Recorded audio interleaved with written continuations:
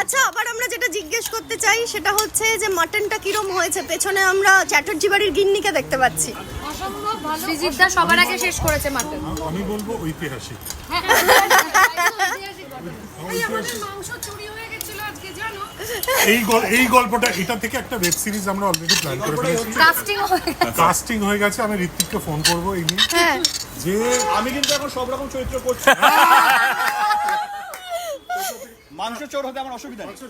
আমি তোকে ভাবছিলাম তুই যদি তাহলে পুলিশটা করিস। না, আমি ভাবছিলাম অঙ্কুশ মনে হয় মাংসটাই হবে। বস এটা জাস্ট না, কিন্তু আমার বক্তব্য হচ্ছে যে বিহাইন্ড দ্য সিন যেটা হয়েছে, যে দুজনের ঝগড়া হয়েছে এবং রান্না করার আগে একজন মাংস কাঁচা নিয়ে মাংস চলে নিয়ে গেছে। পালিয়ে গেছে। মানে এত ইউনিক স্ক্রিপ্ট, এবং আমার মনে হয় যে এটা দিয়ে একটা খুব ভালো ওয়েব সিরিজ হবে। একটু স্যালাড